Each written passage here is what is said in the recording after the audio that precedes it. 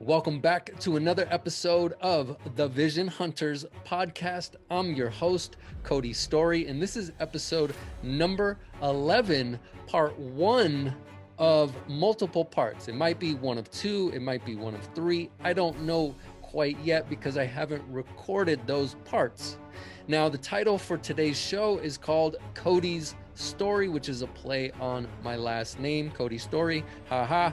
And it's a journey about hitting bottom, getting sober, finding a new way of life, rich with purpose and meaning. And a quick warning, this show is not going to be for everyone. This is going to be for some folks, and it's not going to be for some folks.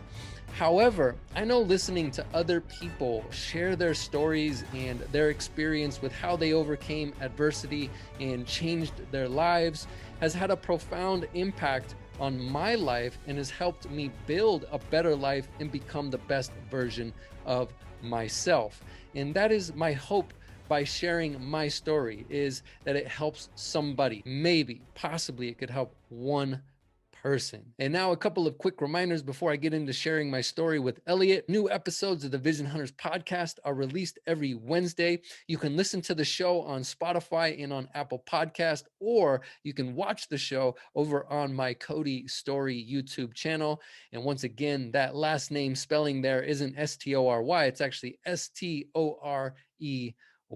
Now let's dive into today's show titled Cody's Story. Here we are. It is Saturday morning, folks, and this is, let's say, a new way of doing a podcast episode for me. I've never done this. I'm still new to podcasting, and a lot of folks in the beginning usually record themselves doing a solo show, and they basically tell their story and provide context as to why they've created a podcast. Well, guess what?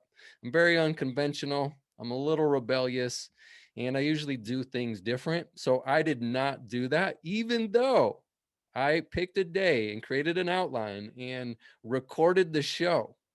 I didn't use it because I just didn't vibe with it. And sometimes things I do kind of try to pick up on what is my energy around it. And the vibe was just like, I didn't really like it. So I hit up my buddy Elliot, who's also been a guest on my show.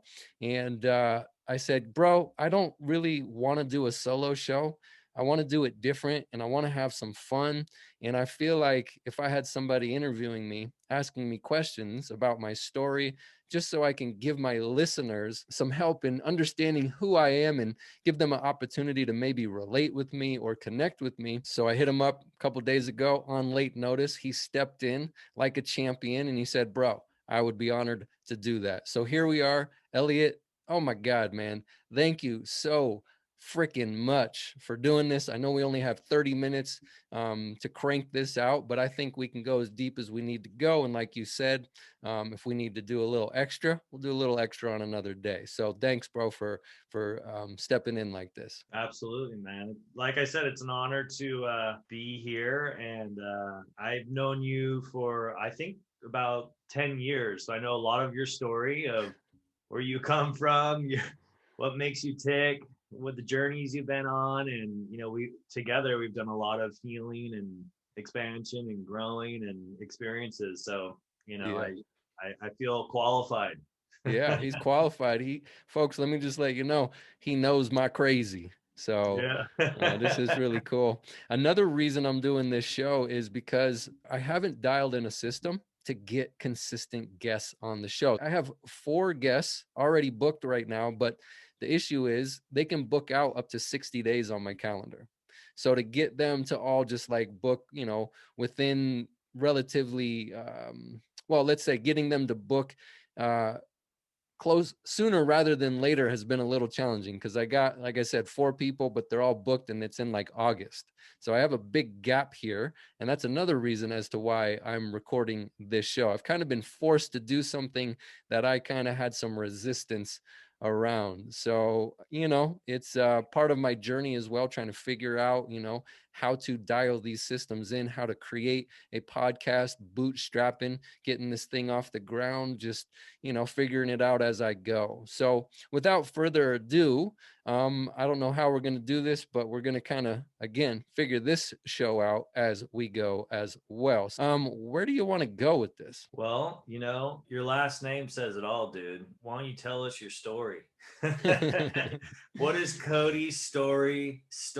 Yeah, and a format that that we're accustomed to of what it was like, what happened, what it's like now, your journey as a human, and this experience and all the shit that you've gone through, and what makes you qualified to be on a microphone and have your own podcast, what makes you qualified to do the things that you're doing. And I think that starts of like, where do you come from, man? Where were you born? Okay, let's take it there. I think I was born on planet Earth. Sometimes in my life, I feel like I was born on another planet. But yeah, I was born in Phoenix, Arizona, and didn't grow up there. My dad, he's a cowboy and a pioneer, so he was down there for rodeos a lot. And my mom is a hippie from the '60s, went to Woodstock and everything from the East Coast, and they met up, and I guess my dad had to travel back and forth to Arizona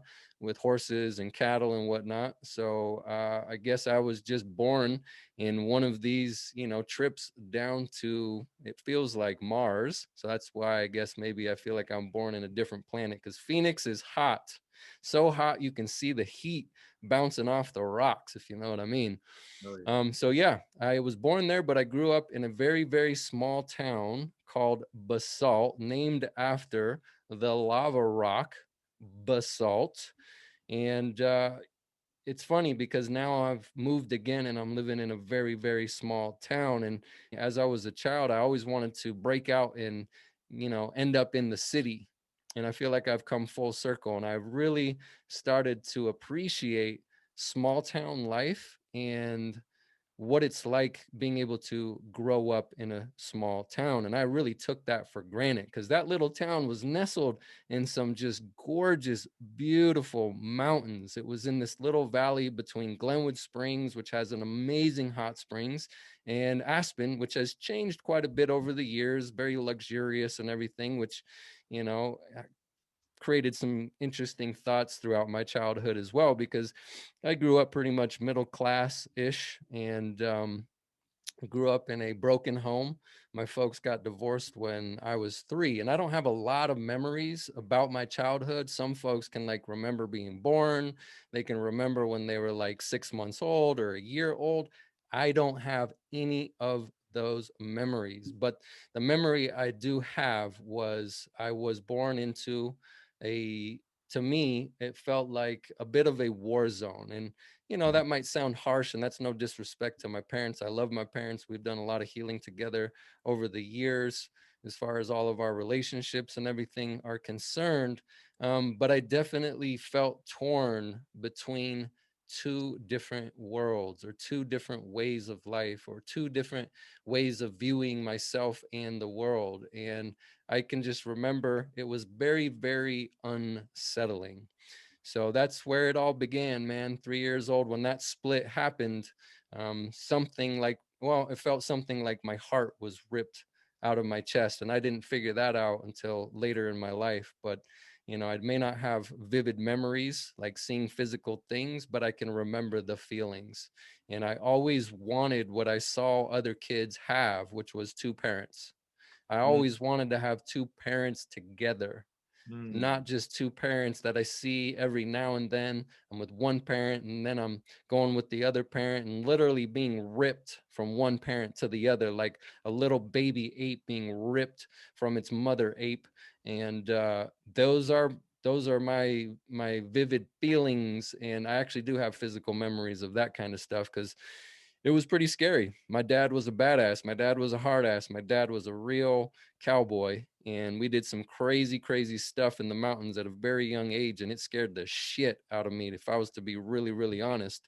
And he's like 6'2", and I'm yeah. just this, little baby going up in the mountains for days, you know, packing in on horses and packing in on mules, and my dad had a chainsaw, and if there was too many trees in the way, we're either jumping the damn mules or horses over the logs, the fallen trees, or he's busting the chainsaw out and he's actually making trail as we go. And I have no idea where we are, what it was all about. We were usually going fishing or we were going hunting.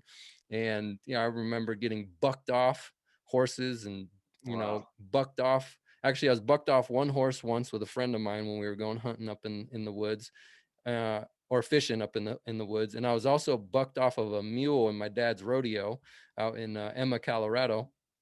And I remember that day. I don't know where we're going. Just know, folks, I'm very abstract when I talk, and we take off. So anyway, I remember this day riding around my dad's roping arena. He was big into roping. As I was going around, there was a horse. So I was on a mule. There was a horse in the corner. And I'm going around in these circles, and I like to trot. I like to get the mule or the horse to go pretty fast because, it's exhilarating when you're a kid, a little boost of adrenaline and all that good stuff. But anyway, I think I made a lap or two. And then on this next lap, I got too close to the horse. And what was weird was that horse was actually laying down in the corner. And my mule got too close to the horse, and it spooked the horse, and the horse spooked the mule. And the mule that I was on bucked me off. And you're wearing stirrups. Those are the things that your cowboy boots fit in. Like I used to wear chaps and a cowboy hat and cowboy boots and stuff when I was really young. But anyway, I got bucked off by this mule. And when it bucked me off, my foot got stuck in the stirrup. So I Oh, got bucked off to one side, and now my foot is in the stirrup, and I got drug on my face because I wasn't, that tall, but I got drug on my face all across the sand and the horse shit, all the way across over to where my dad was until he could get the mule to calm down. So wow. I'm lucky I didn't break my neck or something. I broke my neck later at 13 years old. But anyway, I was lucky I didn't break my neck that day. I was lucky I didn't get stepped on by the mule that day. But when I got up, I couldn't see it. I knew my face hurt really, really bad. Yeah. And what happened was I got a raspberry literally right down the middle of my face. So for the next couple of weeks, I had a road rash on one side of my face, and my other side was clear and clean. So this was the type of stuff I used to do when I was a kid. And I actually resented it because I really liked extreme sports and skateboarding, and actually liked, I guess you call them normal sports too, or whatever. I don't know, basketball and soccer and that stuff. But Yeah. I really had a hard time accepting the cowboy side of myself and accepting the hunting and fishing side of myself because it was connected to scary shit. Every time I would go out and do something, crazy shit would happen. And a lot of times it caused pain, and a lot of times it caused suffering. So it was hard for me to really get into, that style or that type of lifestyle. I love it now, and I'm getting back to my roots now out here in Idaho. But I really took it for granted. Like my dad, just to be able to share what he shared with us. I mean, what a privilege that was. I can't believe looking back that I didn't realize what I was being given. But again, a lot of that has to do with, growing up in a divorced home. There's a lot of confusion. There's a Mm. lot of, not knowing, and there's a lot of uncertainty. So I had, no idea what I was doing on this planet. I had no idea what I was supposed to be doing. I had no idea, what type of life I was supposed to be, living out. So yeah, man, that's a little taste of growing up in the mountains in the middle of Colorado in a small town called Basalt. So if you want to go deeper into that, we can go deeper into that. It's up to you. Wow. So, yeah, I mean, you got dragged by a horse, man. That's heavy duty. I mean, I also say a disclaimer for your listeners that a lot of the stories that we've told each other we laugh at today, which is the beauty of healing and where we've gone together as far, like, so a lot of this stuff is like, oh man, it was so terrible, and you'll hear me kind of like laugh with identification and like because we've there's been healing through it, Mm-hmm.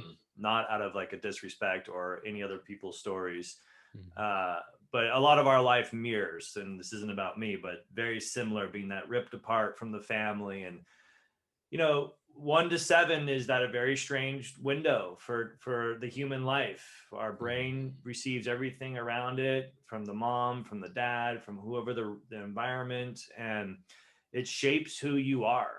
And those moments have shaped you, and it brings you into out of that 7-year-old range into, let's say, we'll just, why don't we just fast forward into junior high, when shit starts to really start to mold your character of how you react with the outside world from that beginning stage of life. So you're in junior high, going into high school area.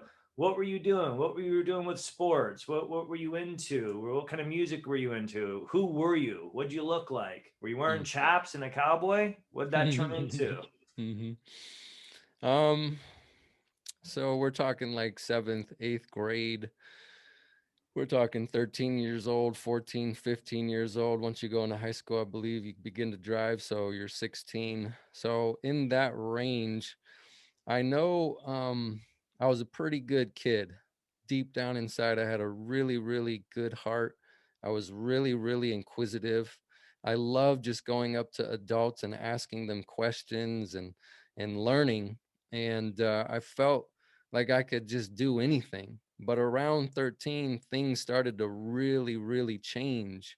And you're right, I was pretty shaped at a young age to my environment and to the people in my life. And I didn't want to do a lot of the things I wound up doing, but there was a stronger pull to the dark side rather than the side of light. And it really, really pulled me in. I mean, I started doing drugs and drinking at 13 years old. The first time I really drank, besides having a sip of beers at my parents' parties or whatever, like I'm talking the first time I got drunk, it was like a white light experience. And that was 13. And I wanted to go back to it the next day. Pulled out that bottle of vodka, got out of school, sat on the porch, and made myself a vodka and orange juice, a corkscrew. And I mean, I had a spiritual experience. It was like I had God in my heart. I just felt so free. So that's a good indicator to me that I wasn't feeling free at about 13. And like I mentioned, I felt confused. I felt lost. I really didn't have a clue about what was going on. I didn't feel like I had a lot of guidance. I had a lot of free time. I was able to do whatever I want when I want, just because, my mom was working usually like 2 jobs, and I didn't see my dad except for every time a couple weeks would go by due to custody and that whole custody battle situation.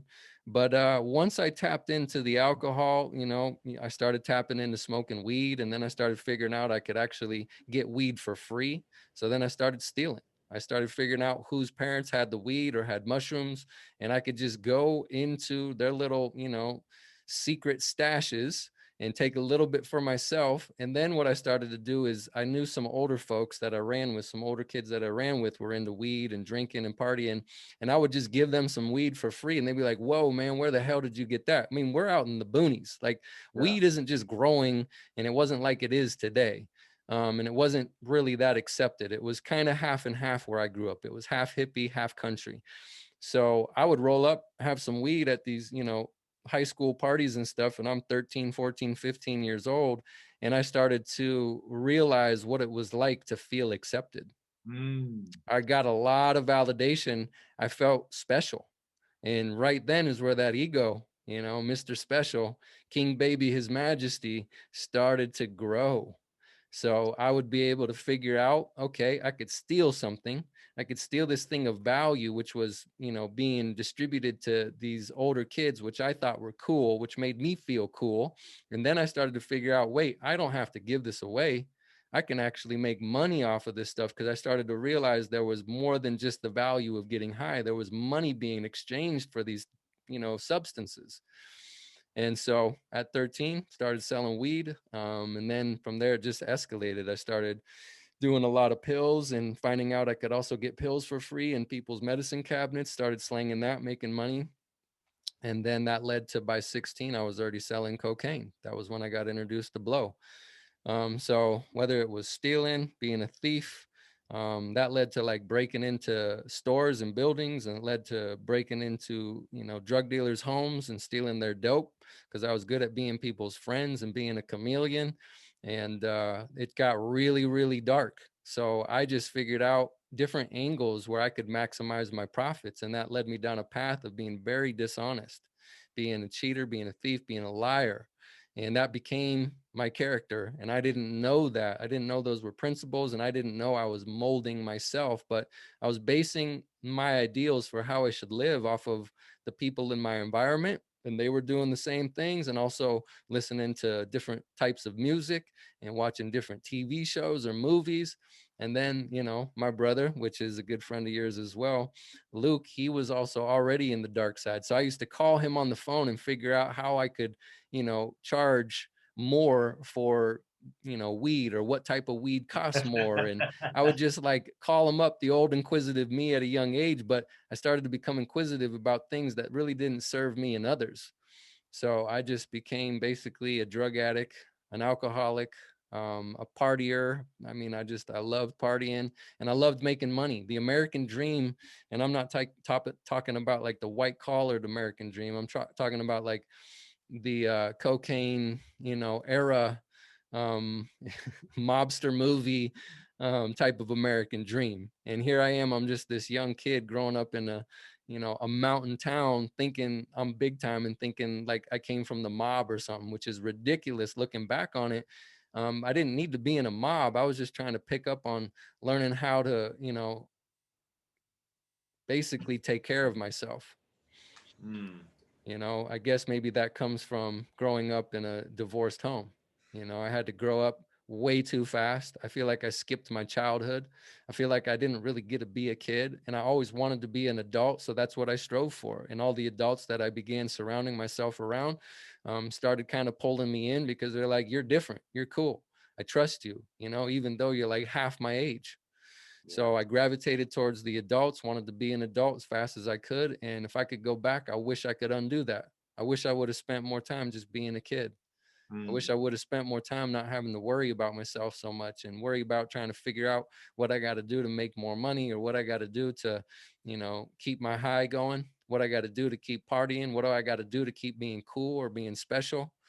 I had to keep up with the Joneses, and it started to kill me inside. And I was not good at school. I guess we could go there since you asked me about, junior high. I was horrible at school. I was riddled with learning disabilities. Doctors proved that. Now I believe differently, about learning disabilities and whatnot, but ADD, dyslexia, I could barely read. I was put in extra like special classes and reading classes. I was held back. I was sent to, different schools. And then it led to sports. I didn't do good at school. I wasn't an academic type of kid, but as soon as I touched sports, I took off. And once again, it was just like when I started bringing weed around. I started getting validation. I started winning games, and then I started winning championships. And then I started realizing, wow, I'm better than a lot of these kids. And that is what fueled me. That is what I looked forward to. That is all I wanted to do, was play soccer, was play basketball, play football, wrestle. And then it was skateboarding, and then it was snowboarding. And once I hit skateboarding and snowboarding, it was game over. Now it was like, I don't even want to go to school. So basically, year after year, as the years went on, I stopped going to school, and then by the time I was a junior, I just started working and snowboarding, and I dropped out of school completely. So I don't have like a high school diploma or nothing like that. But I fell in love with snowboarding. That was my passion. I started excelling at it. I was ranked second in the nation by the time I was 17. Had 3 sponsors: NFA clothing, Iris goggles, and limited snowboards. And the doors were opening for me, but I had no idea what my potential was. It wasn't a really well accepted sport at that time. It wasn't like it is today with the X Games and everything. But I just remember about 17, 18 years old, that's when my drug addictions started taking off. And my addiction to making fast money started taking off. And it was interesting. Little bit by little bit, I became, disinterested in snowboarding and more interested in, the negative dark side of life. And I threw my snowboarding career away when I was 18 years old. I just stopped. I used to go to parties and people were like, "Why aren't you snowboarding? Where are you at? I don't see you on the mountain anymore. What's up, dude? You were incredible. You were great. Why aren't you doing it anymore?" And my answer was, I don't give a fuck. Mm. And that's how I felt about my life. That's how I felt about myself. But deep down inside, I did care. Yeah. That was just the answer that came out on a conscious level. But deep down inside, I did care. I just didn't know what to do. And I didn't want to listen to anybody, especially not my parents, and I was given opportunities, hey, we'll send you away. I know you need to change your environment. You need to change the people you hang with. I'll send you away. And I would just run away and avoid the conversation, run out of therapy sessions, get chased by my folks. They did what they could, but at that time, I'd already developed a pretty stubborn mentality. And it was just me, and I was on my own. And when I threw that snowboarding career away, I said I didn't give a fuck. I felt like that. But deep down, it crushed me. And Mm-hmm. that's what fueled my drug addiction and drinking and partying even more. And that was accepted actually in the snowboarding community because at that time it was very rebellious. And the last time I ever competed was in my first professional competition. And I got second place in that. And that was it. Never went back. Wow. Done. Just curtains. And man, that haunted me for years. It's still, it's easy to say there's no regrets, but I do regret it a little bit. I'll be honest. Like, it does hurt thinking about what I could have done, the directions I could have gone. But I had no idea what I could have done with that type of career. I didn't know you could make businesses. I saw actually people I used to compete against. Danny Cass, he created the company called Grenade, and it took off. It did so well. And I used to watch these kids on TV. Once I threw it away, I used to compete against them, you know, and it was hard even to watch the Olympics when it was first accepted. It's been hard to watch the X Games, but now I'm glad I'm not in snowboarding because I paid a really, really big price with my body. And my dad always told me because he had already been, racing snowmobiles, racing cars, all the hunting and fishing. He had already been, doing rodeos, riding bucking broncos and roping, cows and stuff. So he always said, I support you doing this, but just know there's a price that you're paying with your body and you're going to feel it when you're my age. I just never believed him. But man, oh man, was he right. He was telling me the truth. And trust me, I'm glad I don't do it anymore at the level I used to do it because who knows what happened. I grew up around two of the friends that I had became paralyzed behind snowboarding. Wow. One from the neck down, one from the waist down. That could have been me. I mean, I broke my neck in a gymnastics class on a trampoline when I was 13, like I mentioned a little bit ago. And that could have been the end of it for me right there. Did one and a half. So I was going for a double front flip, did one and a half, landed on my neck, boop, ended up on a stretcher, taken to the hospital, put in a neck brace for a long time. And I still feel it to this day. I've had neck pain for years. It almost, put me out of commission for real about 3 years ago. But we'll get to that at another part of this journey we're on here today. So yeah, that's a little bit of school and what it was like at that age and a little bit of sports background. So yeah, those. So you get the molding, you get the upbringing, you got the finding the places to feel safe and secure on this rock that you've been dropped on called planet Earth. Mm-hmm. And that led to putting that energy in sports, but maybe not having, who knows, the right mentor, the right teacher, the right coach, or the addiction, which is such a powerful thing, which so many people don't understand addiction. It's like, well, Cody, you had your whole life ahead of you. You had the best coaches probably in snowboarding at the time, if you're in the realm you're in. But addiction is so powerful and overshadows, families, and, get sober for your kids, get sober for, Mm-hmm. stop doing these things.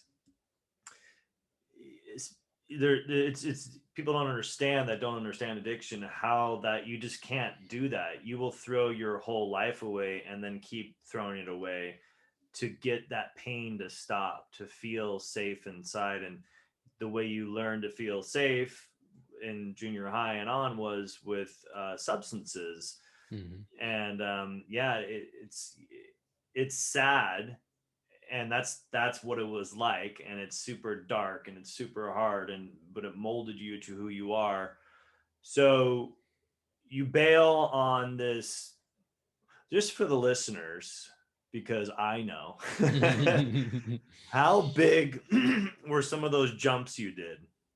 Like like how many feet in the air were you fucking projectiling your body and then landing on a little 1 foot board wide, 8 feet long, whatever the snowboard is, Mhm. a couple centimeters thick? You're flying through the air. How many feet are you flying, and what the hell are you doing in the air? Because I think that's impressive. Well, thank you for thinking that's impressive.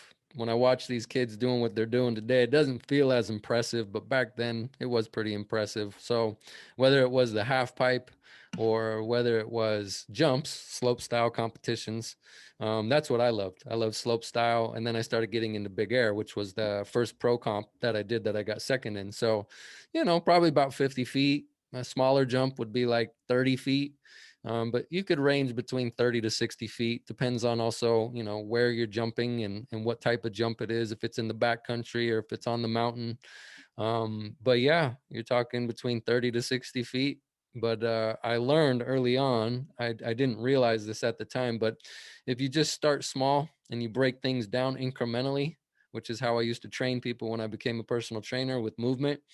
If you break things down and just incrementally step up little bit by little bit, your fear doesn't override what you're aiming to do, and you'll actually accomplish more and get better faster. So I would go out in the mountains on a snowmobile. We would build our jumps in the backcountry, and we would just start off small and then go bigger and bigger. So that's how that happened. And you would just start out with simple things like going and doing a 180, you know, okay, can you do a 180 switch? Okay. How about a 360? Can you do a 360 switch? Can you do them both directions? 540, 720, 900, whatever the case may be. But then you start adding in the flips and whatnot. And back then it was really cool to do rodeo flips. So it's basically like a backflip with a 540 or a backflip with a 720, yada, yada, yada. Now they're doing like triple corks. So we thought that shit was cool. One flip with a bunch of spins in it. But now they're doing like 3 flips, 4 flips. So it's pretty amazing. I'm very impressed with the direction that the sport has gone. But again, goddamn, I'm so glad I ain't flinging myself like a projectile up in the air like that anymore. Because when you fall, I mean, sometimes you fall and it ain't that bad. But when you fall, a majority of the time you get wrecked. It's literally, you feel like you got in a car accident. So from about, I think 14, 13 or 14, 14 years is when 14 years old is when I started. So from 14 to 18 for 4 years, I was getting in quite a few car accidents without being in a car. Wow. Hmm. Yeah. Lots of Yeah. whiplash. Oh man. But the goal is to not fall. The goal is to land on your board and ride off into the sunset happily ever after and get a gold medal. But yeah, there is a cost to get a gold medal. Amazing. Well, yeah, I definitely wanted to highlight that because that's an impressive thing. Which at 18 you said, "Fuck it, fuck my life, fuck the Mhm. world." Then what happened? Well, I went up to Canada at about 18 because you could drink at 18 years old. So it was legal to drink and you could smoke weed in cafes. And I got into like rap music because that's what I grew up listening to. And I started writing lyrics and I had a fun time making rap music. I don't do that anymore. I think it's kind of funny, but I did have fun. That was very enjoyable for me. And so I set out after I dropped out. I was like, you know what? A buddy of mine said, hey, I'm going to go to this engineering school to figure out how to produce music. And I thought that was a decent idea. Uh, I'll just say this. When I got up to Canada, it was like a bonfire was burning and a fire truck pulled up with gasoline in the hose and turned the hose on with gasoline on the bonfire that was already lit. So it was about supposedly going to school, but I sucked at school. I was way out of my league. I mean, these kids had like pocket protectors and stuff on. Like these kids were smart. They like knew math like crazy. They were going to school for like graphic design and creating anime and like really recording classical music and just really way above where I was at as far as academics. So I was way outranked. It was really uncomfortable. And I just went to school high every day and sold more drugs and got involved in more crime. And it got worse and worse and worse. And then 2 years into living in Vancouver, I just had something hit me. And it was this thing saying, you got to move and you got to move now. So I didn't finish the school. I actually moved probably about 2 weeks after that message came to me. I had no idea I was being given a message, but it just was stuck in my mind. I knew I was already going too deep, too dark when I was up there. And it was just like, I got to go. I'm done. Shit's going to happen. And, basically a week or two after I moved out of there, one of the guys I was running with, he got shot 8 or 9 times um, by the cops. I forget what they call the cops up in Canada now, but I also got in a little bit of a high speed chase when I was up there. Luckily made it out of that. But anyway, yeah, it was one of the people I was running with heavily. And I'm grateful that I listened to that message that was, given to me, because I could have been there with him. And then he wound up sitting in a jail cell paralyzed. Um, and God bless his soul. I wish him nothing but the best in his future. But I was lucky I wasn't there doing what he was doing that night, which was probably robbing a weed operation. And so I moved back to Colorado after 2 years in Vancouver. And again, the bonfire was still burning and the fire trucks pulled up again when I got to Colorado. I thought that was going to maybe help me settle down. Thought it was going to maybe help me, deal with my drug addiction. And deal with living a criminal lifestyle. It did not. Again, that fire truck pulled up and the gas was dumped on the bonfire. And it took 2 years of living in Colorado. And another message came, was like, you got to get out of here. And the same thing happened. A lot of the people I was running with were in jail 6 years, 8 years by that time. It was a big thing in the valley I grew up in. But that was my circle of friends. And I just was that guy that was very lucky. A lot of the things that I went out when people got busted, a lot of things happened and I made it out free. I made it out unharmed. I made it out okay. And I just didn't understand why I was always given another chance and another chance. I also was very crafty and I looked at my shoes like race cars, and I was really good at running and I was really good at hiding. And that saved my ass for a really long time. I used to always think I had race cars for feet. Um, but I also knew in the background that the clock was ticking. Just very silent, or not silent, very quiet clock. I just knew that that clock was going to tick, and then my time was over. Figured I should maybe go to the army or something. Maybe I just needed discipline and structure in my life, but never made the call to go to the army. So I was just like, all right, I'm just waiting for the day I'm either going to die, or I'm waiting for the day I'm going to wind up in jail for a really long time. However, that's not what I wanted to do with my life. I just became willing to accept that's my lot. And I figured, if I was going to make it past 20 or 25 years old, I was really, really lucky, because I didn't see myself living much longer. By that time, I was carrying pistols and guns and being in that world as well. And that came with a lot of craziness as well. And so I'm lucky to have not been killed on a couple occasions. And I'm lucky that I didn't, have the trigger finger in a couple occasions as well. And I believe, there's something that's been looking after me for a very long time. There's something, so I don't know, angels, whatever you want to call them, they've been looking after me. And I just am so grateful I didn't do some of the stupid shit that could have happened, because I was in a situation where very bad circumstances and consequences could have come out of it. So I was already suffering plenty of consequences. That was like the ultimate consequence. And I'm just grateful that none of those ultimate consequences happened before I got sober. But again, something told me I got to get out of Colorado. And my best friend at that time, a week or two after I moved from Colorado to LA, guess what? He got popped. I used to sell a lot of blow, and he was a part of that operation, and he got popped for that. And I had, some things up in the attic that if I would have, been next, which I was going to be next, and that's exactly why I sold everything and put everything in the back of my car and drove off. And again, he got popped within a couple of weeks of me bouncing. Might even have been a week. So I just made it out of there. And once I got to LA, I figured, hey, this has really been getting out of control. Things that, people are experiencing and the consequences that they're going through. I figured maybe I could clean my act up again. And boy, was I wrong. Everywhere I went, there I was. So Put that on a t-shirt. LA did not change me. They call that a geographic. Is that so? Yeah. I didn't know that's what I was doing, but I was doing geographicals. Yeah. So I know you got to go, right? No, my 12:30 is here, not you. So I have been out at 12:20 LA. Oh, that is crazy, dude. I was thinking we're gonna bang out like 30 minutes. No, you said that, and I didn't want to fuck up your recording and have you edit, so you have to edit this part. But yeah, oh my God, we're good. We're good. Cool. Let's get into this.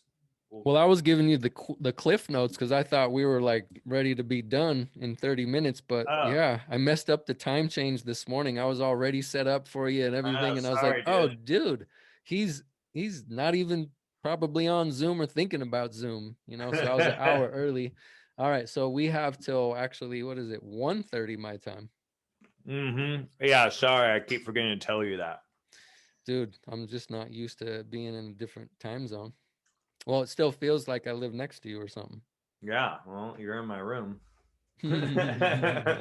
Yeah, so we are at the geographical part of my story, Storey. So we're in LA, and LA gets crazy. So I love to watch the pattern of our lives, and there's so many things that I don't relate to and people won't, and then so many things that I do relate to. And even though our stories don't really line up of how we are who we are, but the feelings are there. There's a similarity, there's a bond and it's kind of threaded throughout through your story so far. And I think that's the beauty of getting to where we're going, to express where you came from. And I know that's kind of weird the way I said that, but it is what it is. So you're in Canada, shit's popping off. People that are getting shot, shooting at people, going to jail, and you hang out at a bar. Go ahead. I would just say that's when I started, I already started, robbing drug dealers when I was in Colorado, because I just knew that was a thing that I could do where the cops wouldn't necessarily get involved as easily, because if you're a drug dealer, you ain't going to call the cops if someone's robbing you. And I'm not proud of that. I don't recommend that. I don't look, highly on that. But that's just the direction I went. Like I literally trained my brain to be as ruthless as I possibly could, because I didn't want somebody to be more ruthless than me. Like now I can understand it was my ego. I can understand it was insecurity. I could understand I was trying to cheat life. I can understand that I was looking at role models that weren't good role models. I can understand I surrounded myself with people that also influenced how I thought, what I believed, how I behaved and conducted myself in the world.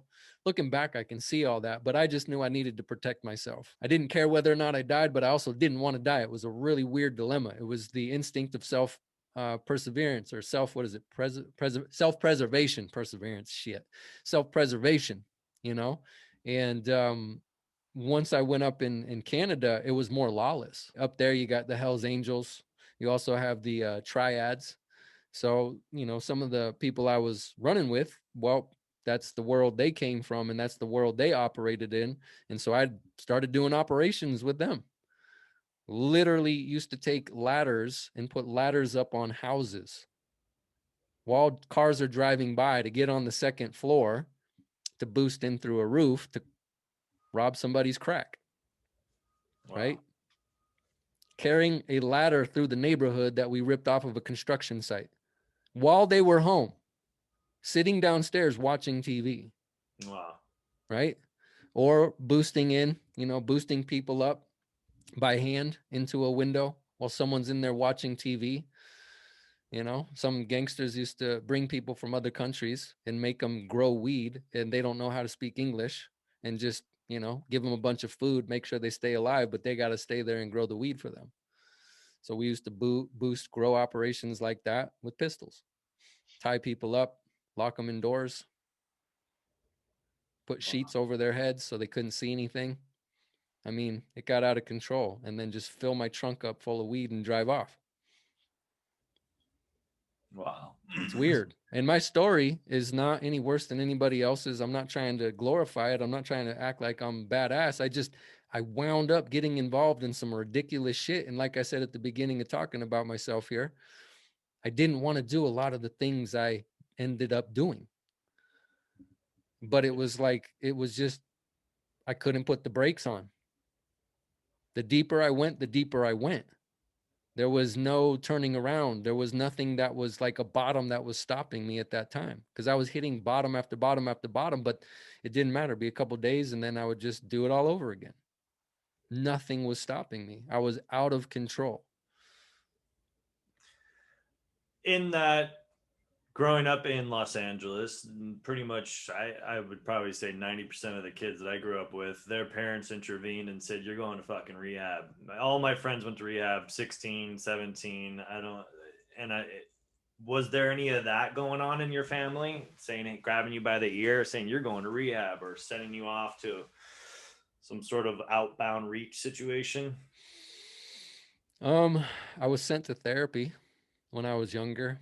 I don't know what it did. Like I said, I just don't have a lot of memories around my childhood, but I don't know if it helped or not. I think it did. But my dad was out on a mission, um, trying to take care of himself, because of how he grew up really harmed him, and he went through hell. And so he was doing a lot of self-discovery and healing, and all he could do was, he knew he couldn't intervene. Like maybe they could have done an intervention on me or something, but he knew that my brain was stubborn and it was just closed, and he wasn't going to get through to me, but he would offer suggestions and ideas and say, hey man, if you want, I can send you to this place and you can get some help. I think on site was one of the places. And then I actually wound up taking him up on one of the offers. Eventually, you know, he kept putting it out there, kept putting it out there. And he just caught me in a moment of time when I was in Colorado after I moved out of Canada. And I just was like, huh, huh. I was so deep in my cocaine addiction and Oxycontin addiction. It was killing me. And I was so sick and I couldn't stop. And I used to call Luke and be like, dude, I don't know what to do. And he would just say, well, you probably need to either smoke crack or do heroin, because he knew himself. He had already found recovery. He had already become sober and clean. It was no longer, you know, doing heroin or crack or cocaine or smoking weed or drinking or popping pills or any of that stuff or selling dope. He was clean, but he knew he couldn't tell me what to do. What he said was, you need to go harder. Because like I told you, I used to call him to figure out information when I was really young in my teens. Yeah. And then those calls turned into, dude, I'm dying. I got blood pouring out of my nose. I got scabs on the inside of my nose. My brain hurts. I'm losing weight like crazy. I feel like I'm going psychotic. You know, what do I do? And he's like, you just need to keep going. Because he knew he didn't stop till he hit rock bottom. Not just bottom, but rock bottom, and had a spiritual awakening. I had no idea what any of that stuff was. Didn't know what a bottom was, didn't know what a spiritual awakening was. I didn't know nothing about sobriety or anything at that time. But when I was in this really, really, really dark time, doing probably the most dope I ever did, for a considerable amount of time, that was when my dad offered that up again and was like, hey, if you need help, if you want to go to this place. And so I was like, all right. And then they sent me this packet of information to fill out, and I actually filled it out honestly. And at this time, I was working at a hospital and doing blow pretty much all day while working, um, and selling dope while driving from the warehouse up to the hospital. Just ridiculousness. And I remember I filled that information out, sent it to Onsite, and they sent me this thing back in the mail. And they also gave me a phone call. And I remember I was up in the hospital parking lot, and I got this, random call, and it was from one of the counselors at Onsite, and he told me the truth. He said, "Look, you need a 90-day recovery program. What we do, we can't help you."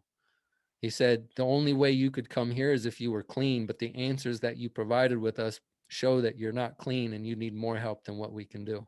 Mm. And in that moment, I just was crushed. It was that feeling of not being accepted, that feeling that was underneath why it felt so good to feel accepted by my peers. It floored me. And I remember I just started bawling my eyes out sitting in that 14-foot work truck. And my life flashed before my eyes, and I was like, what am I doing? Who have I become? I'm a monster. I'm Dr. Jekyll and Mr. Hyde. I could, be around family members and be around other friends that didn't function like I functioned, and make it look great.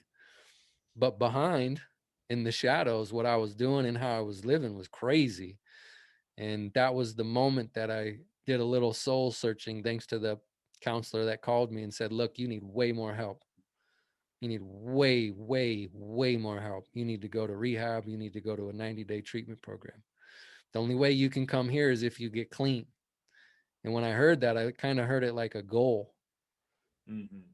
And I had so much shame and so much guilt that shame and guilt, it drove me in a way. And I said, you know what? Fuck that. They said I can't go. I'm going to get clean. So I tried getting clean on my own. And then my goal was to go to this place Onsite that my dad said he would send me to. And I got clean for, I don't know, maybe days or weeks. It was a very short period of time. I don't remember. But I think they needed like 30 days of clean time from me. So then I was like, oh, I can just lie about it. I'm clean enough. Now I'm just smoking weed, and I'm not doing hard drugs. So I just switched. I turned it down. I didn't turn it off. And they said I would need to send them a piss test or give them a piss test. They didn't ask for it. So I reapplied for this place, and I lied my way into it and acted as if I was clean, Wow. and went there for, I think it was a week, but I was clean enough. I didn't smoke any weed while I was there. But I had a profound experience. It wasn't a spiritual awakening, but I was around a lot of parents that were in there suffering from having children like me, Mm. that had either been harmed or severely hurt, or had been locked up, or who were stuck in the grasp of alcoholism and drug addiction, or living criminal lives. And I was surrounded by these parents that were in so much pain, and they would just ask me so many questions because I was their child in a way, based on what I was expressing in these therapy sessions. And I just had these crazy conversations with people, and I started seeing how much pain I was causing in other people's lives. And I realized the pain wasn't just in my own life, it was hurting a lot of other people. And I came back, didn't get sober, Hmm. just kind of toned things down a little bit, and then those things ramped up. And that was while I was in that two-year period back in Colorado before I moved to LA. I should have moved to New York, but my brother Andy wound up moving to live with my brother in LA. He moved in with Luke, so that's how I wound up in LA. And that was after I went to that on-site program. I'm forever grateful. I think it gave me a moment of clarity. I maybe didn't have a spiritual experience, like a white light experience or nothing, and got struck sober, but I gained clarity because my Mm. life flashed before my eyes in that truck when that dude told me, you need to get more help than we can help you with. And so that was a moment of clarity. But then being in those therapy sessions, I was gaining some clarity as well on an ongoing basis, day in and day out, because they were intense sessions, bro. It wasn't like, an hour long session. It was like you're going in and out of hour to 2 hour long sessions all day, every day, back to back to back. Have a little bit of time to do homework at night, get up, do it again. It was hardcore therapy stuff, but they were great, man. They were great. So yeah, I think I got a moment of clarity where I started, maybe having a little bit of a period of time where I was waking up. So anyway, yeah, I didn't go to rehab or none of that stuff. I just had that experience. It wasn't enough though to get sober. Yeah, I mean most of my friends, and they say statistically, if you grab a kid by the ear essentially and say you're going to rehab or you're losing your privileges of whatever, it doesn't stick because they're not ready and they haven't hit what you described as a rock bottom. Mm-hmm. So you go to onsite, you get a moment of clarity, as you call it. You're now in Los Angeles. I think we're getting close to maybe a rock bottom coming. Oh man. Yeah, Luke and Andy let me stay at their place for a couple weeks so I could get my own apartment.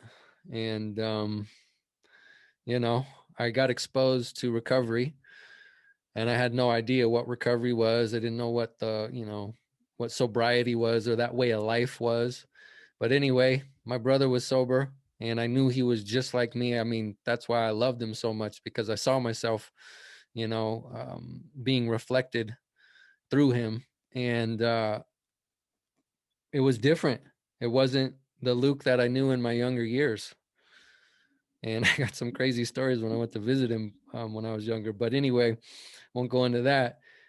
He started taking me out on this boat with the person who was, his sponsor. You could call that a mentor if you're not in the recovery world.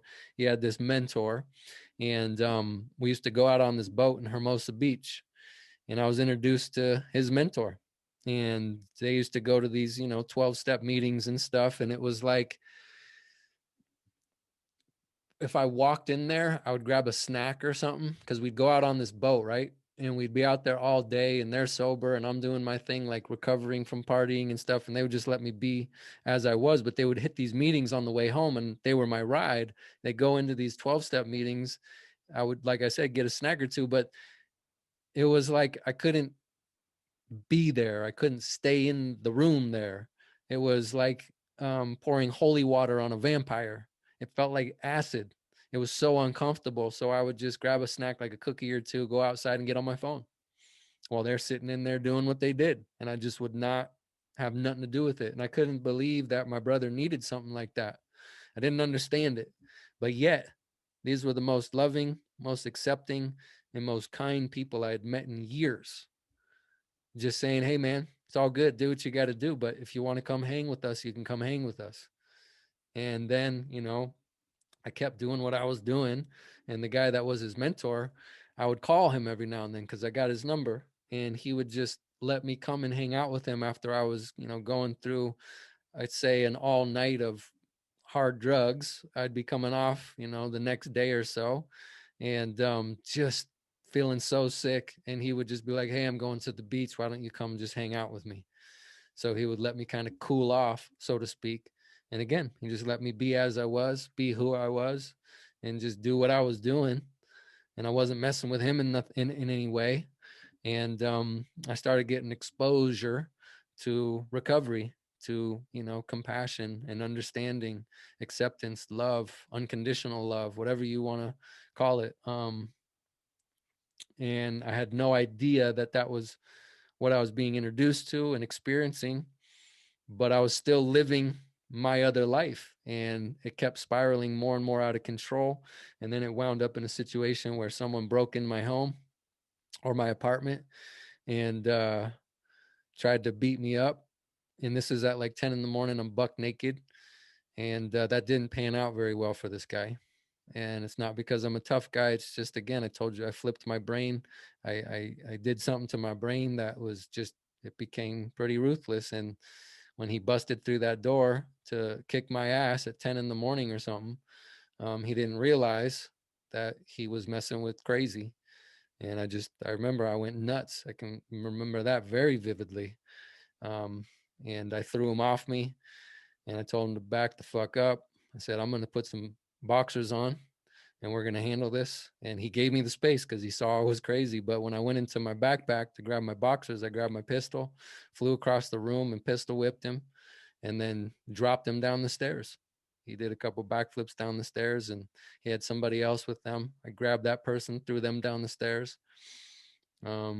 but scared the shit out of my roommate, because as he was opening his bedroom door wondering what all the noise was, is when I pistol whipped this guy.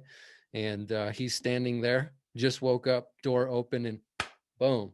And that's what he woke up to. um so anyway, put some more clothes on, ran downstairs, and this kid was sitting out in the car. And walked up to the car, told him to get out, punched him in the face a couple of times. And undercover cop was driving by, and she ran out of her car to run after us, or run over to where we were by this other car. And she said what she said, and I just ran off. But in that moment, I went on a rampage. My mind flipped, and I went on the hunt for this individual. And let's just say they called the cops on me, and that started them tracking me down. And I just kind of let it go cold. But that's where I was headed, and that's how I wound up homeless, because my roommate was like, dude, I can't get down with this. Like, this is not what I signed up for. I'm moving out. You got to find a different place, because I'm not living here anymore with this shit, and I don't want to live with you. Um, but that's just a sample of what was going on in LA, and the type of people I was around, and the way they were thinking, and how they figured they would handle their lives. Um, so I called my brother, Luke. I was like, hey, man, can I crash on your pad? And he gave me a gift. He said, hell no. He talked to his mentor, and his mentor said, no way, not on any uncertain terms, or however that saying goes. He said, hell no, your Wow. brother is not allowed to stay at your place. And he took direction from this man and said, no, dude, you cannot stay with us. And that was my first experience with a deep-seated resentment. I didn't know that's what it was at the time, but at that moment, my brain flipped into, I can't believe this is my brother. I can't believe he would say something like that and say that I couldn't stay with him when I need help right now. And it was just the victim. Poor me, poor me, poor me. And so I said, all right, well, I guess I'll just live out of the back seat of my car. So I did. Slept in the back of a Lexus. Ridiculous, right? In LA on Melrose, a Melrose area. I'd be sleeping in the back seat with my feet hanging out, and people would think there was a dead body in there. And I just have my clothes in the trunk.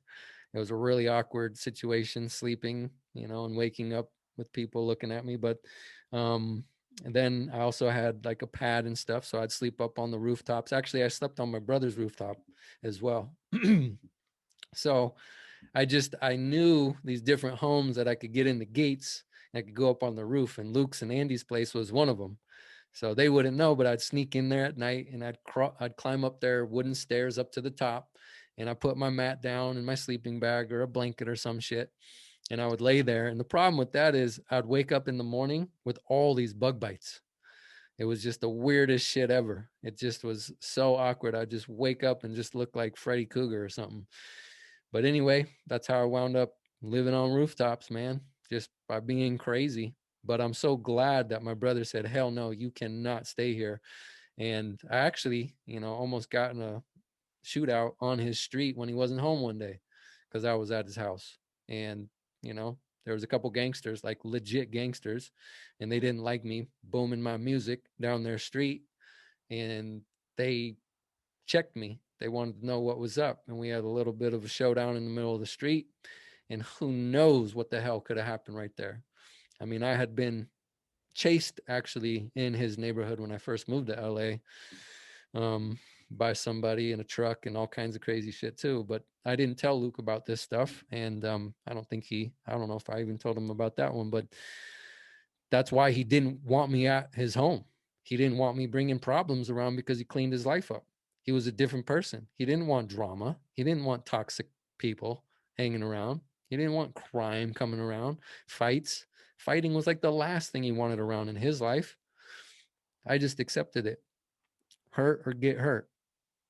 And I had no idea, like, that could have been a really, really bad situation that day with those folks. They were not playing. But for some reason, it kind of it turned around. And then eventually those guys didn't really give a shit about me being on their street anymore or anything. It changed, but it was just a tense moment. but that's what it was like in LA. And anyway, I guess I would say when you're living like that, you're afforded again another moment of clarity. And that was my rock bottom, was sleeping on rooftops and in the back of that car. It started hurting. It started hurting a little bit more and a little bit more each day. And I don't know, I just woke up one day. I finally got an apartment. It was a really shithole place in Los Feliz up by Griffith Park. And I moved in this little place. It was like a 10 by, the place I had was a room the size of the room that I'm in right now. Not 10 by 10, maybe a little bit bigger, but there was like 4 other people, 3 dogs and a couple cats living in this house. And the lady let me rent out a room. And I don't know. I woke up one day and it was over, man. And it wasn't because of the drugs. It wasn't because of the crime or the consequences or the homelessness. It was just everything accumulated. And I just woke up one day and it was over. I was done for real. I just was like, I knew I could not continue to live how I was living any longer. And that's when I wound up calling Luke again. So I was on my own, and we weren't really in touch, but I called him up out of the blue one day and I said, bro, it's over. I'm done. That's it. I'm tired of Groundhog Day. I'm tired of thinking my life's going to change, waking up and it being the same goddamn day every day. And he said, all right, let's go to a meeting. And that was like my real introduction to a 12-step program. And from that day on, what was it? I think 2005, I was 23 years old. It was January 6th. And from that day on, I've been sober since then. Wow. Mm-hmm. Wow. Wow. Wow. Wow.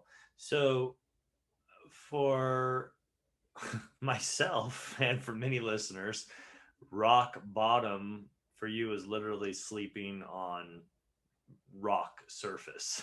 Yeah. As Like, weird as it sounds. Like, it yeah. sounds really weird to me. Yeah.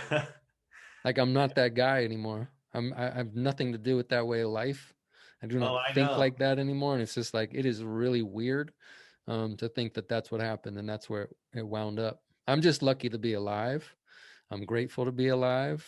And I'm lucky that I'm not sitting in a jail cell to this day, because that was the reality of the people that I ran with. That was what was happening all around me. There's so much in there how you get to this next phase that we're about to step into, which is discussing what sobriety is and for you and what that means. And but how that works is so different for everyone's story. And your story is not like, oh, I got a DUI, crashed my car, ended up in jail, and then they made me do recovery. And I don't know, man, I thought maybe I got a problem, I got to look at this.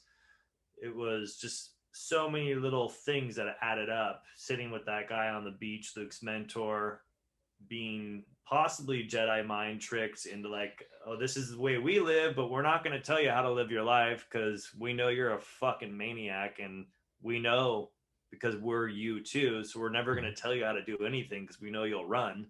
Mm-hmm. So we'll just let you hang here. We don't give a shit what you're doing, but we'll be here with love and tolerance. All these little principles that recovery is about, which we'll get into, I know, but and then I heard two massive things. You called your brother, who you looked up to, Luke, asking him, hey, how do you sell drugs? How do you do drugs? Because he was in that world.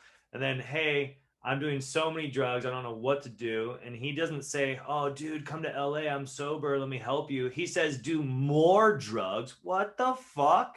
Yeah. And then he said, you're fucked up. You pistol whip a kid in your house and go on a rampage, and then you call your brother like, hey, I need a place to stay, and he says no.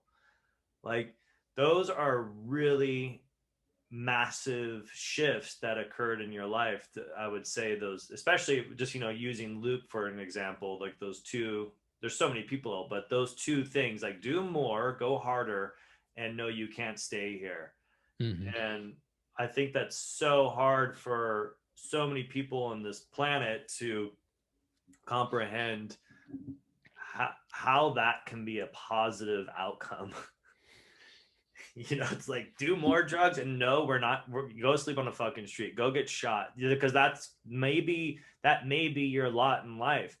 Like if I'm your brother, I know you're carrying a gun, and it's like, I want to protect you, dude. Yeah, come sleep at my house. But there's a level of recovery that's so deep in Luke at this time where it's like he knows that will, which I'm not going to throw it away, but it's enabling. And Mhm.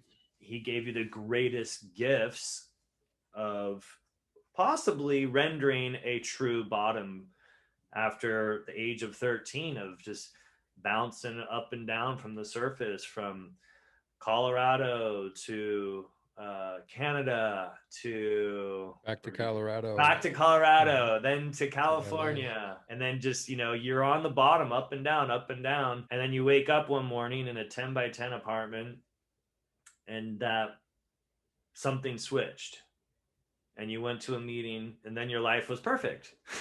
Hmm. Yeah, it was so, perfect. All right. Mhm. so yeah, man. Okay, well, let's talk about that.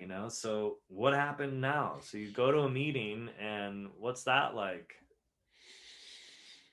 Um, well, what's weird is how I was living was normal. Like that was my normal. And as you're talking about it, I just am sitting here or standing here in my boxers with a sweatshirt on and in a log home. I'm thinking like, God damn, that is so strange that that was my normal. Um, but going to the meeting, I don't really remember my first meeting. Um, but I just remember as time went on, all of the stuff that I had bottled up inside for so many years started to come out. And I had no idea about spirituality, had no idea about spiritual principles. Um, I had no idea what it was like to live sober for an extended period of time since 13 on. And that was 10 years from 13 to 23. And everything just started coming up and getting out. And I started experiencing peace for the first time without drugs or without alcohol. I started experiencing it wasn't like euphoria like drugs, but it was just this like I could breathe again. This freedom and this relief, this ease and this comfort that once came with drugs and alcohol. I used to get that relief, and no wonder I was so drawn to it and became addicted to it. But I started finding that in the rooms. I started finding that hanging out with other sober people. I started finding that in the literature. I started then developing a relationship with a higher power, something that's greater than me. And it had nothing to do with religion because I was raised Catholic. My mom's side of the family is Italian. That's just what you do. But it never did anything for me. I used to roll into church smelling like a goddamn skunk. I used to smoke a blunt before going and, you know, sipping a little wine and taking one of those crackers. But church didn't do it for me. And this wasn't church. I'm going to this place where people are sitting down, living spiritual ways of life without religion. And I was just baffled by it. I didn't know what the hell was going on. I don't know. I just kept doing simple things. I kept going to one meeting, to another meeting, to the next meeting, kept hanging around, kept reading. But this higher power concept really started to shift things because the guy that I began working with, who was helping Luke, he started talking about, Cody, you need to see your mind. You need to watch your mind. And that was where I started having the experience of freedom and then the understanding of, oh shit, for all these years, I've been a slave. I've been a slave to, yeah, the substances, but I've also been a slave and a prisoner to my own mind. I have been out of control and I have not been able to control my mind, meaning I can't control my thoughts or my thinking.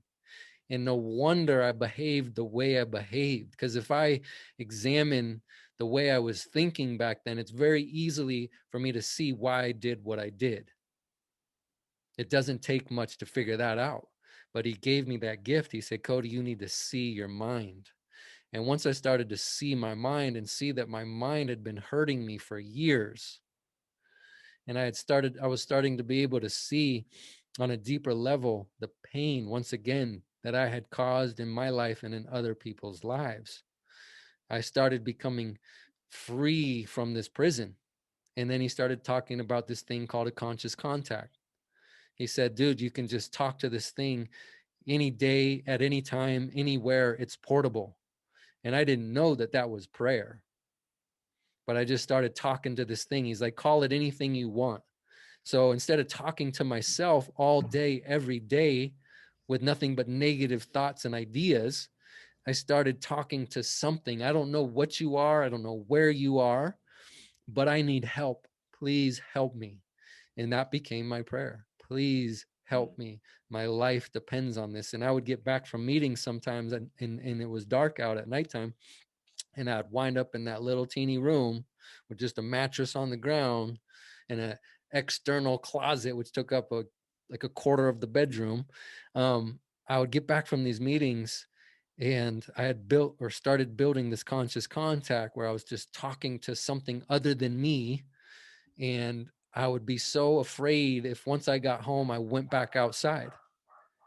And that's where the prayer really started to develop, because I would just come home, sit down or lay down, and just tears would just pour out of my eyes. And I would just pray, please, please, whatever you are, higher power, God, whatever you are, creator, I don't know what you are. Please keep me in this room. Do not let me open this door and go outside. I do not trust myself. And I know where I come from, and I do not want to go back. Please keep me.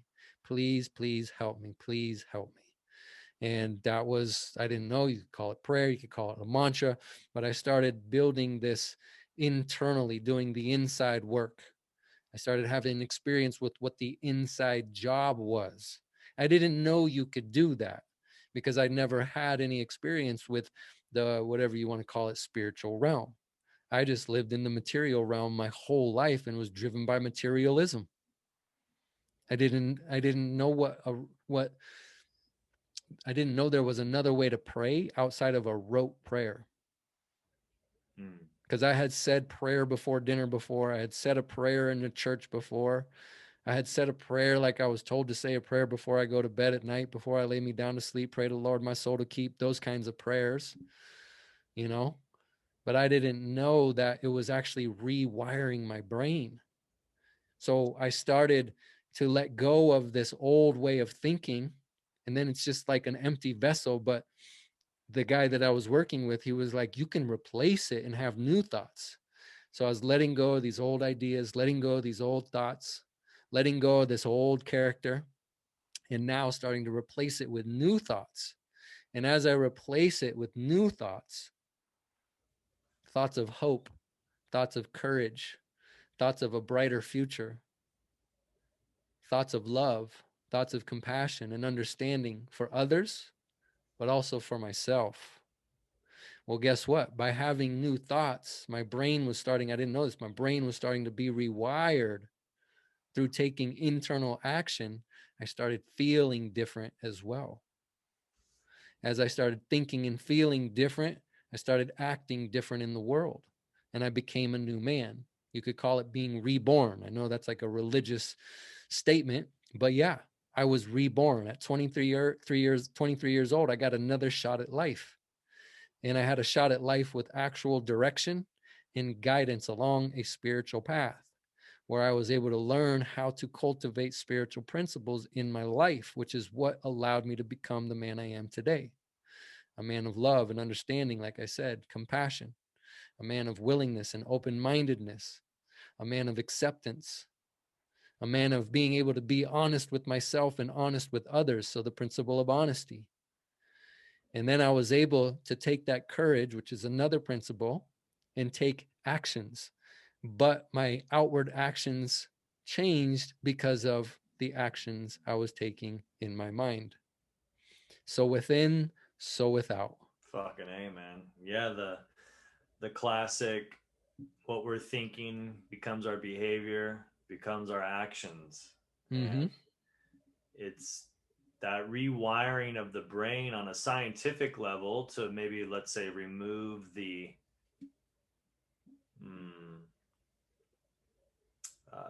the person who's like maybe the atheist on that's listening, or the person who just can't wrap their head around the word prayer. It's just too loaded, or God or higher power. It's like, yes, going back even further of sitting in those rooms, and the concept is you can believe in a doorknob as your higher power. You can believe in the ocean as your higher power. You can believe that we're spinning on a planet and all these planets around us, they're just right. If they come too close, they throw the whole thing off. The moon comes a little closer, our oceans would overflow, we drown. Like, something's keeping that together. It's bigger than me. It's not me. And then that big concept in those rooms, from my personal experience and from so much help from you, because you got the opportunity to be helped, and then you started helping people, and I was one of those people, as today you still help me so much, is to know that you ain't that motherfucking power. And that was the big switch that you're starting to explore right there. And then also going back to, okay, I'm not that power. This isn't church, this isn't religion, this isn't like, find Jesus Christ, your Lord and Savior stuff. It's, let's try this manifesting, rebuilding this new neural pathway thought life, from the thought life of where you're coming from, which is the whatever it was, the pain, the hate, the low consciousness. And I love the word reborn, even though it's a trigger word too, in the realm of like, oh man, what you talking about? But I also love like being unplugged from the matrix, because you were plugged into whatever matrix that you chose, an identity you chose to put on to survive, as the animal is trying to do. And what you were doing, surviving, not essentially thriving in life. You were surviving, getting by, and it wasn't a great life. But I lost my train of thought, but you can run with that. But just to rebuild the thought process and your inside, it's really cool, man. It's really, really cool that you got that experience, and how it started to work. Oh, that's what it was. How it starts to work, even if you're not fully in with the religious side or the spiritual side or the woo-woo side, or the word prayer.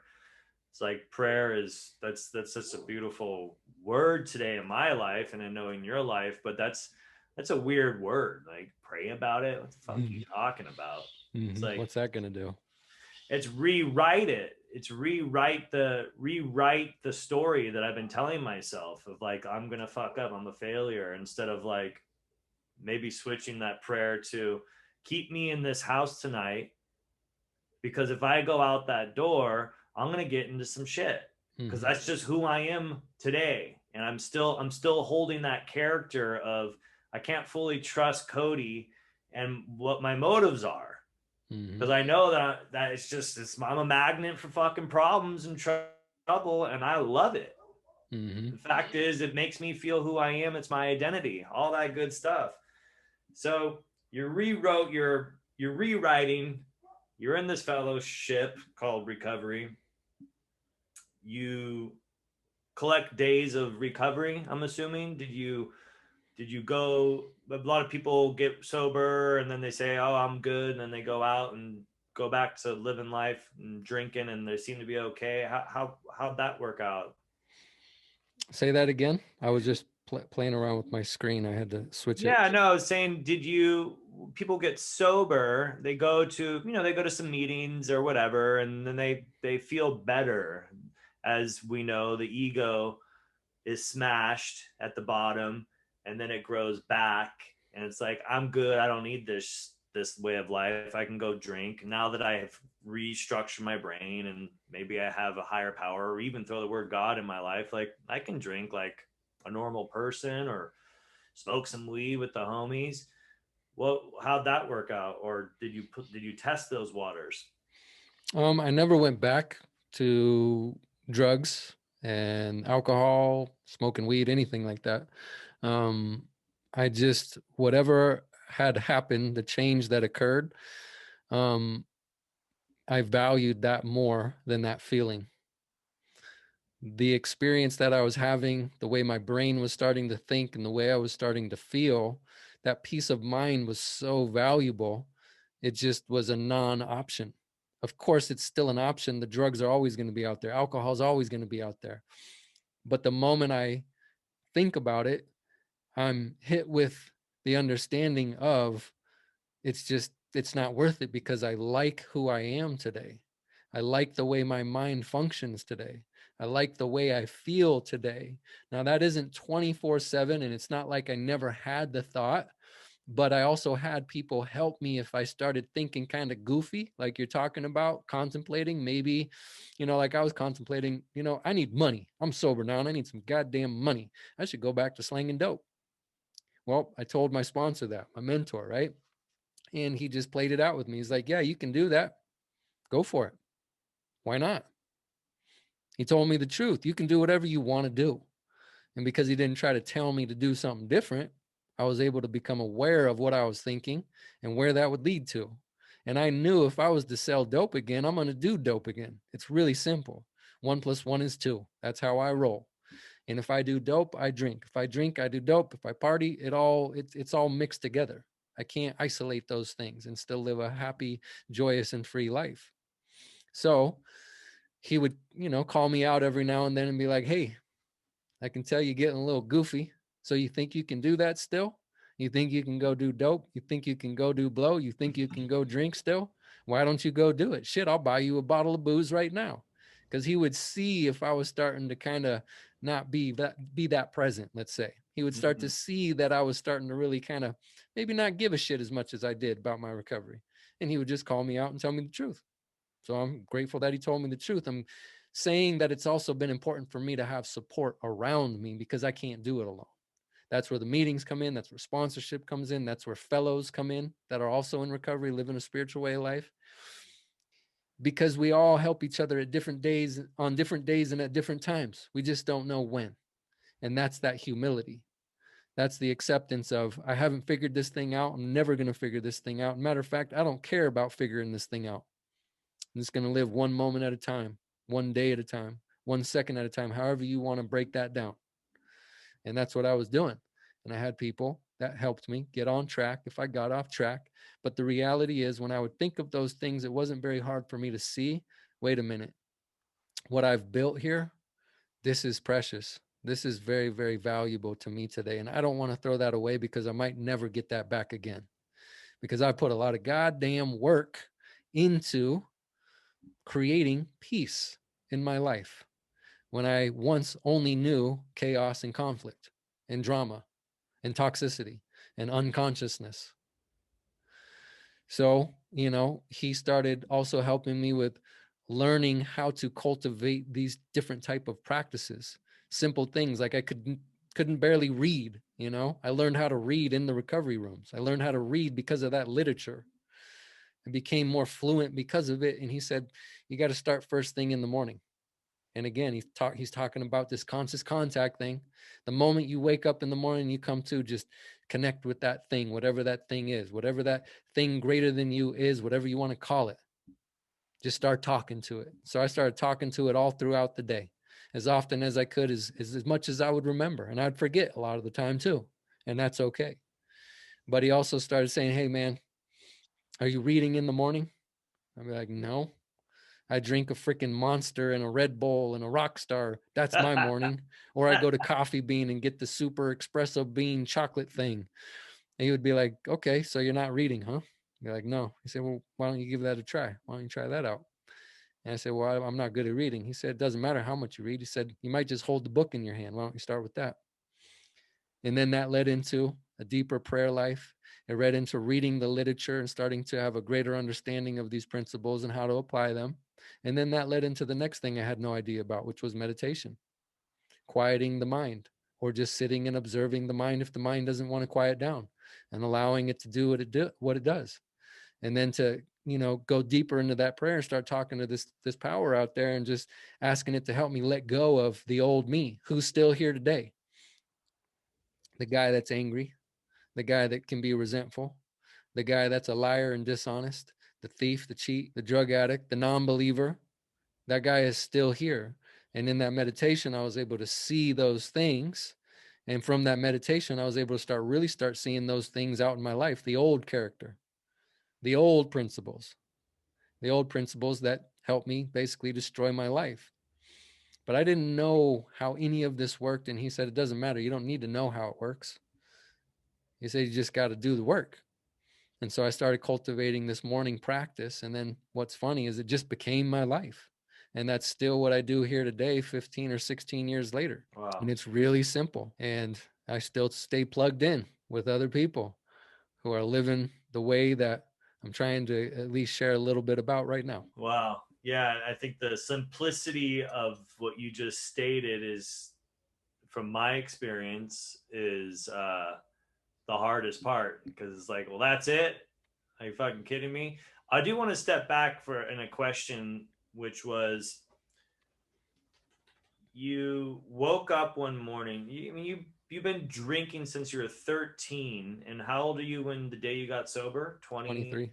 23. So at 23, you said, hey, I don't want to do this anymore, and I want to go to a meeting. Now, how did you quit drinking and drugging? Like, what was that like? Was there cravings? Was that hard?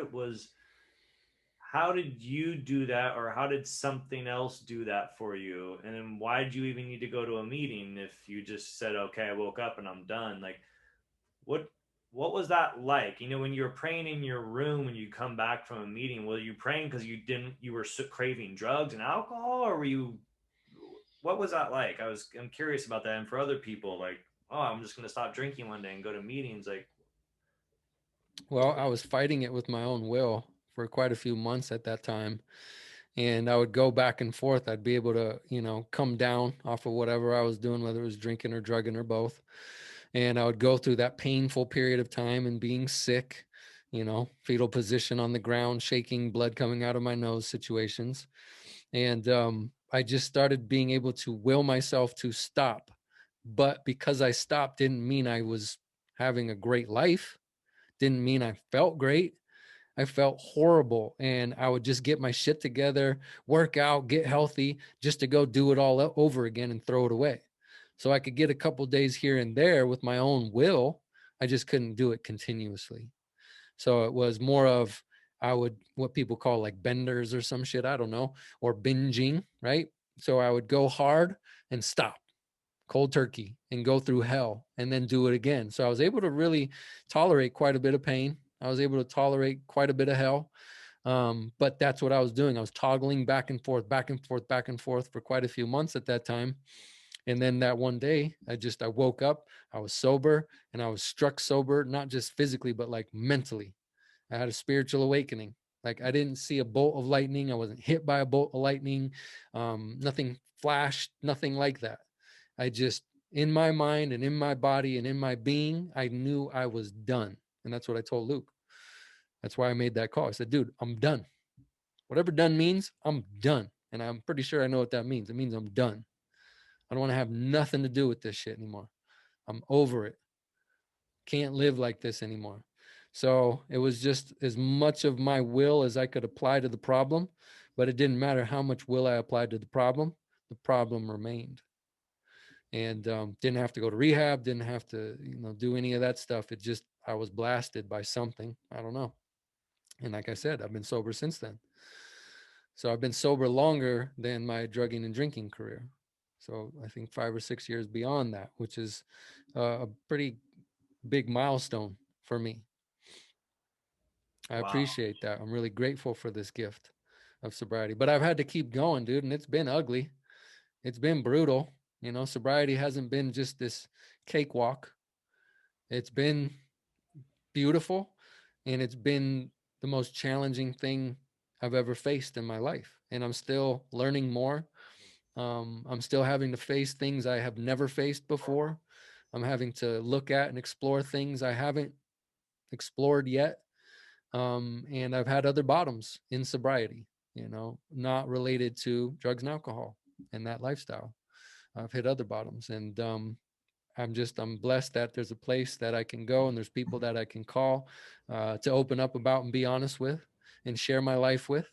And because of that, I'm able to keep going. I'm able to keep walking down this path that I have to walk down.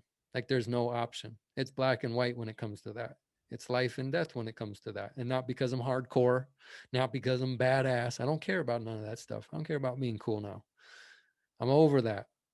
But I do know I have to live a certain way of life if I want to keep experiencing what I'm experiencing and not just, like you said, survive, but thrive while I'm here. And what's really allowed me to keep this thing alive in my life is helping other people that identify with me or connect with me or somehow see themselves in me. I continue to apply the principle of giving and service because I come from just pure selfishness, take, take, take, take, take.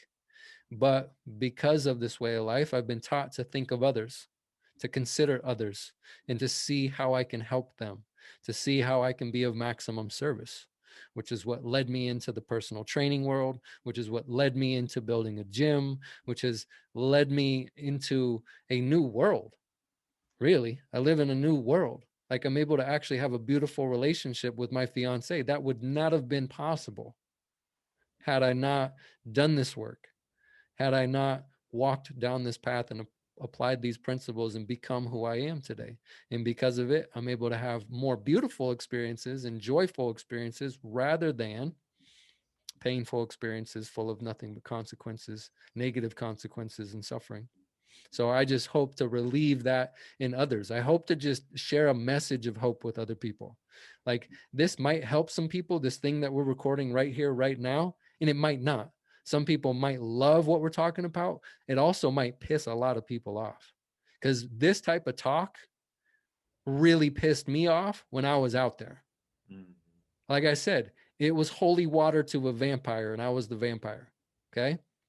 So this stuff that we're discussing here today, my story and things that I'm sharing, it can repel people, but it can also attract people. It just depends on who you are and where you're at in your life. And I know I can't help everybody, and that's not my goal. My goal has nothing to do with that. I just know I got to take care of myself first because I cannot give what I do not have. And if I'm not taking care of myself first, I can't help take care of anybody else, which means I'm not going to be able to be of maximum service. And that's really the purpose of why I'm on this planet, is to continue down this path and help others if they wish to go to. It's a really, really simple purpose. And that's why I've created this podcast. And that's why I hit you up to say, hey, man, I think it might be better if we both chop it up in regards to my story. Because I felt like talking to myself on a computer about this shit was just hollow. It felt shallow. There was no weight to it. And I knew that when I got sober, if there wasn't a message with depth and weight behind it, if it wasn't able to go through my skull, into my brain, and into my heart, past my sternum, I would not have stayed if it was some hollow, fake ass, weak ass, shallow shit being discussed. But I got exposed to a message and it had depth and it had weight behind it. And it's been carrying me for all these years. And now it's up to me to carry it and give it back. Because if I don't give it this fire that's burning inside, it's going to get dimmer and dimmer and dimmer until it's just a little flicker. And as I know, based on my track record, if that flicker goes out, it's lights out. It's that simple. Well, dude, that's a fucking amazing way to end part one. it's Mm-hmm. it's my time. Yep. Yeah, and I respect that. But dude, fuck, man. I'm glad that you dovetailed that last part in. It's because to the listeners, to people that are hearing this shit, that I think we all, as a human being, are struggling from some sort of addictive, out of alignment, wherever The it is. human condition. Yeah, I mean, Mm-hmm. welcome to the human fucking experience on school, Earth Mm-hmm. School. You know, Yep. this is Earth places. school. Yeah, it's got it all. But man, to go from where we just went, being born in Arizona, which I didn't know, that was cool for me to learn. Mm-hmm. I learned a lot actually here, and going on your journeys, and then going into recovery. and being reborn, being unplugged from the matrix, being to where you are today, which will be into part 2. Man, what a journey. What a beautiful journey. It's inspiration for me. Yeah. Lots of healing, man. Yeah. Lots of letting go, lots of surrender, and backing down to what I built in my childhood and my younger years of life. Just backing down to like, you're there, you do what you do, and you can be there. But I can't go that way anymore. I got to go a new direction. And a big contributing factor to being able to do this is because of people like you, because of people like my brother and the other guys that we run with. Like, I just want to say one more thing here, and we'll pull the plug, is that like, I really cannot do this alone. And I'm also so glad I don't have to do it alone, because it's so much more enjoyable and more fun when I get to share it with other people that appreciate this way of life as well. And again, it ain't for everybody, and that's okay. If you want to go, we'll go. If you don't want to go, no problem. And that was what I was told early on. And I'm just going to share that as well. So, dude, thanks for taking the time with me this morning. I would love to get into another one. This was really fun. Yeah. This was an experiment. And I feel like this is the way to do it. So you got to get to what you got to get to here today. But just, man, thanks so much. And I'm so glad we get to share this journey together. Me too, man. It's an honor. Love you, man. And I'll see you soon for part 2. We'll schedule that up. Well, that's it for part 1 of episode 11. I will be recording the rest of this episode with Elliot this week, so stay tuned for part 2 coming very, very soon. I hope you enjoyed this episode, and if you did, let me know by leaving a review or leaving me a comment, by hitting like, all that good stuff. Or you could even go so far as to share this show with your friends and your family. That would be much appreciated. Thanks for tuning in. And once again, welcome to the Vision Hunters podcast. I'm Cody Storey, and I am signing off.